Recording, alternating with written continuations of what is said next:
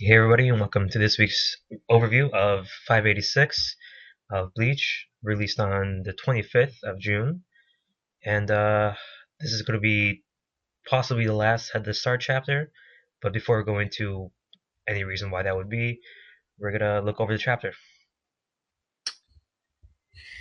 Alright, so I'm going to review the chapter this week and just go over all the stuff that happened page by page.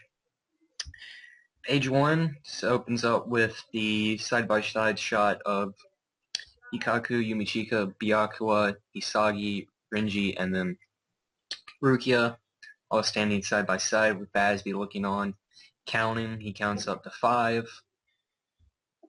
and then 6, just counting out how many people are there, and then he makes the comment, there's not even enough of you to have like a one-on-one match set up. Then he asked immediately afterwards.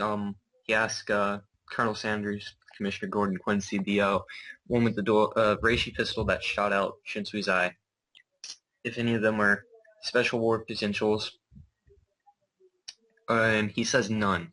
So that exclusively just kind of wiped off the 6 Shinigami right there off as special war potentials. So he goes in for attack right away, pulls out a crossbow, new spirit weapon we've never seen, not seen from Basby either. Page after that, Ikaku shows up, tries to get and hit Basby with his Shikai. Basby dodges, tries to shoot him with his crossbow, and then he gets frozen away by Rukia. And then it's just a bit back and forth, commenting about, we said we weren't going to let you pass. You're not going to go anywhere until you're all dead.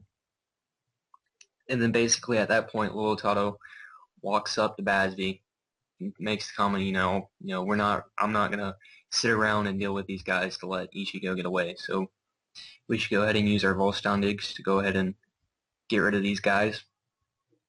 So in the immediate panel afterwards, it's the full title page with the title in the center, Bleach 586, the Headless Star 5.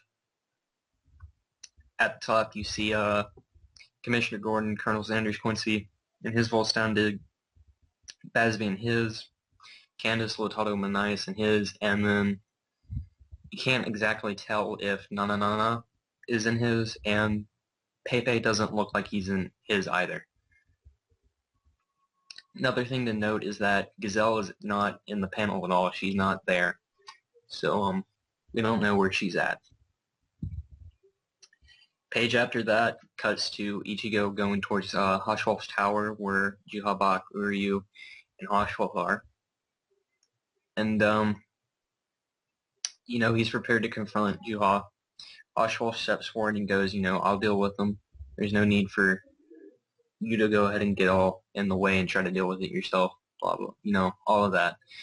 And, instead, Uryu steps forth and shoots an arrow at Ichigo, and takes him a moment to realize who it is, and then this is the big revelation at this point that, Uryu's with the Vondenreich at this point, and, him and Ichigo are essentially enemies for the time.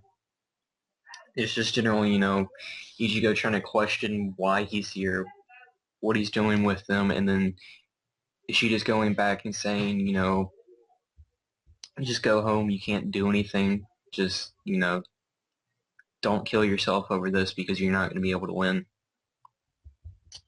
Then immediately after that, Ichigo's still questioning him.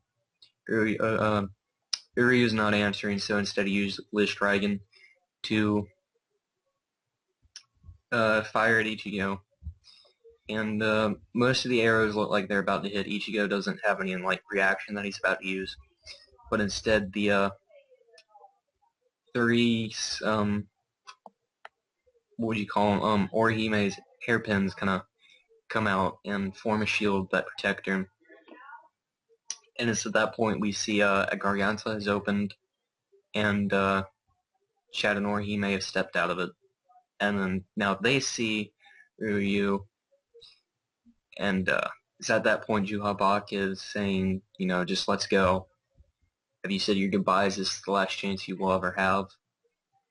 And Uryu says, I'm well aware. And then him, Juhabak, and then Hoshwolf start begin to float up and ascend towards the royal realm. The royal realm at that point, and that's basically the end of the chapter. Um, and the preview for next week, according to Manga Translation, says next chapter, Juhabag's objective becomes clear, center color. So basically, it hints towards we might still see more with Juhabak and whatnot come next week, and that we will also have a color page for Bleach. So this week was in an aspect eventful, and all the while, maybe not what people wanted to see, because as one can assume, obviously people would very much want to see the combat between the Shinigami and the Quincy, albeit, of course, like Hunter had mentioned, Gazelle isn't there, which people could speculate that maybe she's using her ability to gather Bambietta, maybe some other fallen Quincy, although she hasn't come in contact with any other, so that'd be doubtful. Aside from that, though, we still see the fact that they're still drawing out weapons that are you wouldn't really expect. The crossbow was something that was rather new to the Quincy arsenal because the gun was a given and people kind of expected that, but the crossbow was something different aside from the actual bows.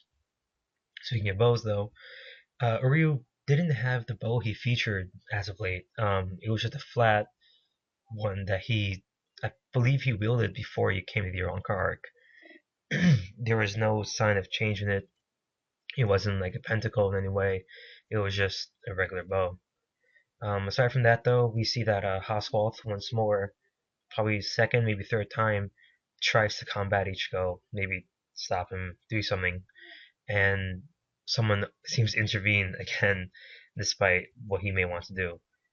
This people could speculate is because he wants to do something, maybe tell him to stop. But aside from that, there's nothing else to speculate about. Of course, there are other ideas, but for now, that's all I can personally say.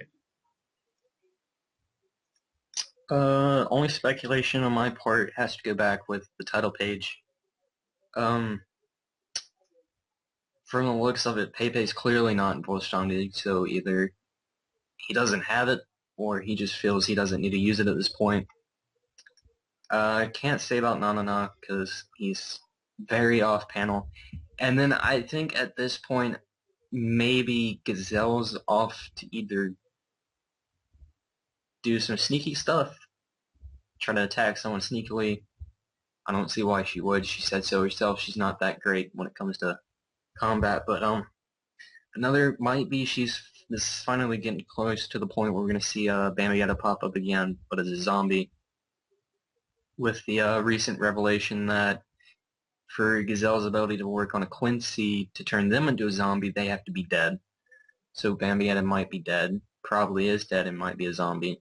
Probably is a zombie. Or she's gone to zombify someone else. I'd say maybe kill Kenpachi and try to zombify him, but as far as we know, that's not going to happen. So maybe we just can't see her in the panel at all. She might be there. Kubo might have just slipped up and forgot something, but that'll be something to see when the time comes. Also, under the impression that since all 7 of them are rushing towards the other 6 in Volstagg, maybe we might have a full-on brawl rather than a 1v1, which is a rather refreshing kind of battle to the current arc after the whole line of 1v1s. So a big old Royal Rumble of 7 versus 6 would be greatly appreciated, to be honest, at this point, rather than have to sit through 1v1 fights that last chapters long that kind of get repetitive and stale after a bit. And that's about it for speculation on my part, to be honest. Yeah, this chapter wasn't much to obviously work off of as far as speculation concerned. Otherwise, it was a pretty full chapter, all things considered. But yeah, definitely the 1v1's sort of staple in Bleach might finally be separated and pulled into something that's more of a war than an actual duel between two or three people at once. So that's something to look forward to, definitely. Now, Headless Start chapter title I mentioned before, this may be the only one. The only chapter that's actually lasted very long, I believe, could be wrong, is the Lust and Diacide, because that took fairly long to get over that specific arc and moment in the manga itself. So hopefully we'll get something new, something to allude to another portion of the manga itself. So that being said, finishing thoughts. Mm, Basically, this chapter in one word summarized. yeah, pretty. I mean, the reveal for you know Uryu being on the Wanderreich side, Vondenreich to Ichigo was kind of expected how we thought it would go. He's all questioning it. He's confused. He's shocked by it. He's just, trying to figure out why. And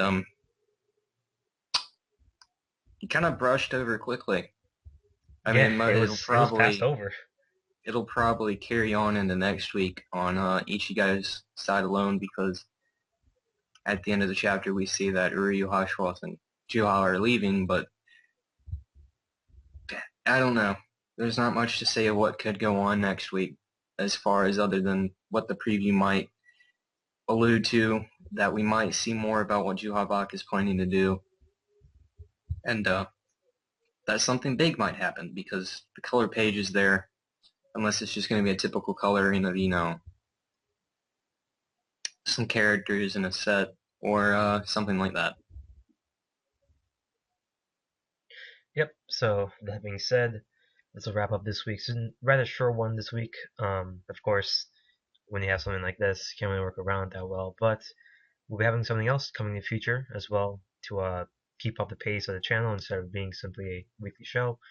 So thank you for watching, and we enjoy any support that you give us, and we will definitely see you next week.